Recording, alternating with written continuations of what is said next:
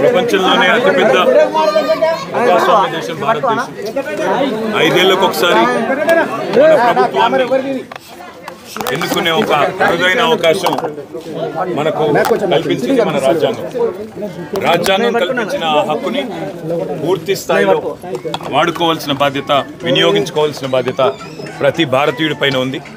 మనకు ఎలాంటి ప్రభుత్వం కావాలో, మనకు ఎలాంటి విధానాలు కావాలో, మనకు ఎలాంటి వ్యవస్థ కావాలో నిర్ణయించే అధికారం ప్రజాస్వామ్యంలో ప్రజల చేతుల్లోనే ఉన్నప్పుడు మరి ఈరోజు ఓటును విస్మరించి ఆ తర్వాత నిందించినా ఆ తర్వాత బాధపడ్డ లాభం ఉండదు. కాబట్టి తప్పకుండా అందరూ కూడా దయచేసి బయటికి రండి, ఓటు వేయండి.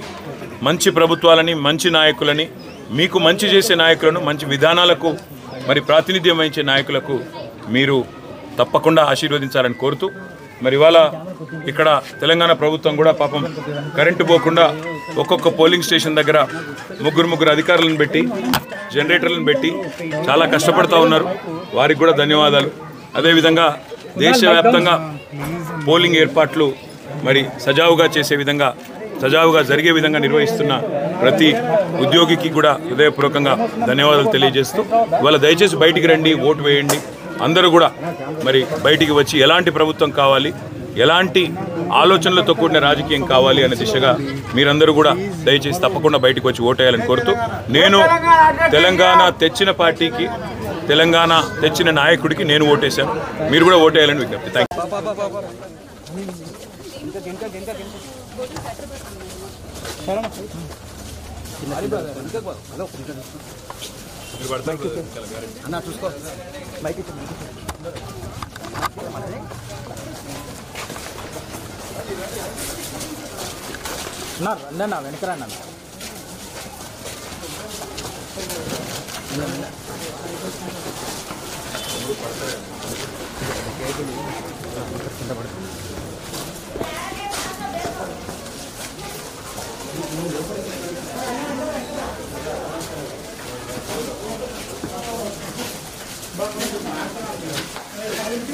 వెనకరా ఫోన్ వెనక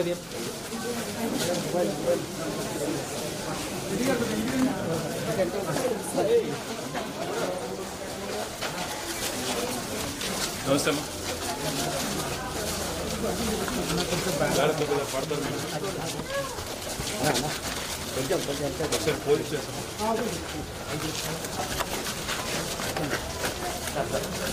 ఓటేకమని చేసుకుంటాం.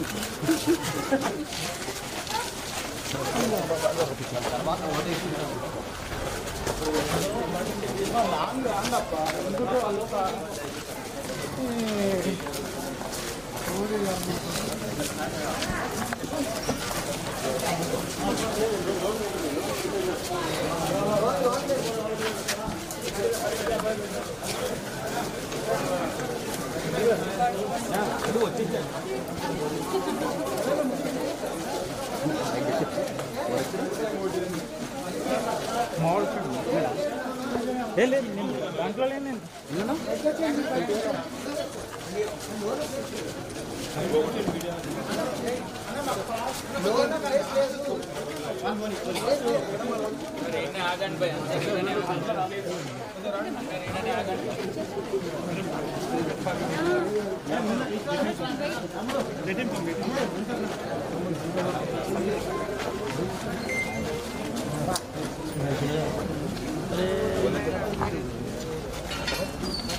हटो यार, कैसे जाना अंदर? साहब फोन रोका भाई, चले जाओ ना। अरे नहीं है, अब आए सर देखो तो